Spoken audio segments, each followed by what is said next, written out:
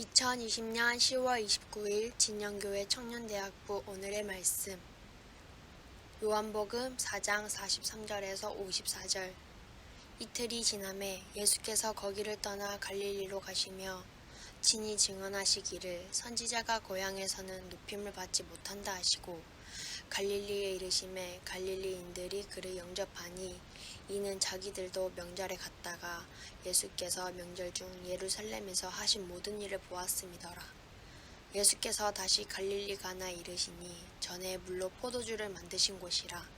왕의 신하가 있어 그의 아들이 가버나움에서 병들었더니 그가 예수께서 유대로부터 갈릴리로 오셨다는 것을 듣고 가서 청하되 내려오셔서 내 아들의 병을 고쳐주소서 하니 그가 거의 죽게 되었음이라.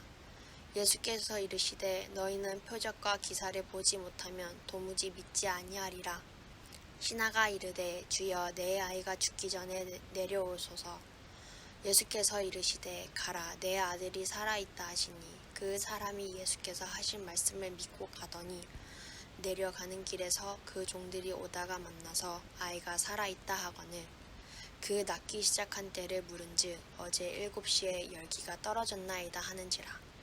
그의 아버지가 예수께서 내 아들이 살아있다 말씀하신 그때인 줄 알고 자기와 그 온 집안이 다 믿으니라.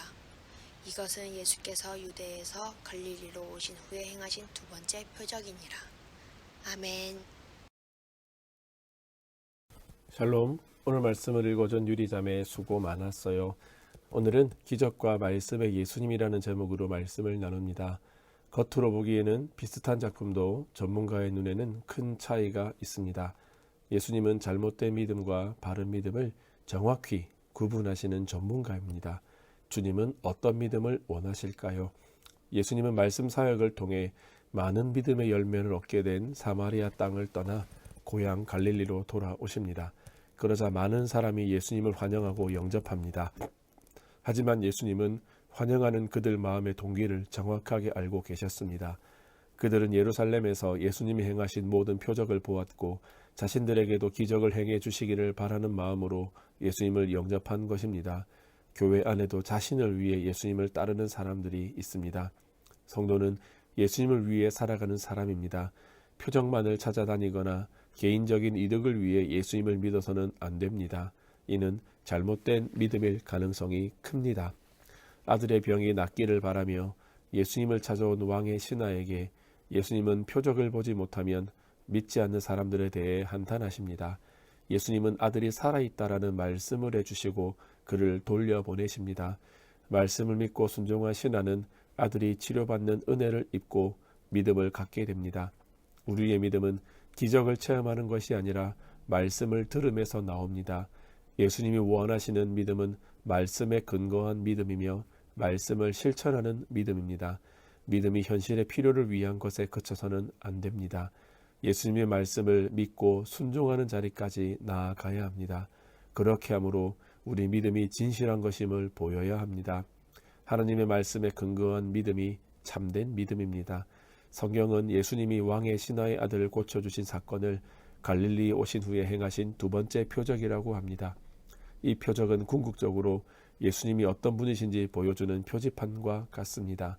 신하에게 아들이 살아있다라고 말씀하신 예수님은 우리를 위해서 십자가에서 죽으시고 부활하신 하나님의 아들이십니다. 또한 우리를 향한 하나님의 구속 약속을 이루신 말씀의 성취자이십니다. 놀라운 구원의 기적을 베푸시고 우리가 오늘도 믿고 따라야 할 말씀을 이루신 예수님을 진정으로 믿는 것이 참된 믿음입니다. 결국 우리의 믿음은 예수님께로부터 온 것이며 예수님을 향한 것이며 예수님을 위한 것이기 때문입니다. 말씀을 마무리합니다. 신앙의 동기와 방향성이 신앙의 결과를 결정합니다. 성도는 보이는 기적을 넘어 말씀을 나아가 기적의 근원 되시고 말씀의 성취자이신 예수님을 믿고 따라가는 여러분들 되기를 주님의 이름으로 축복합니다.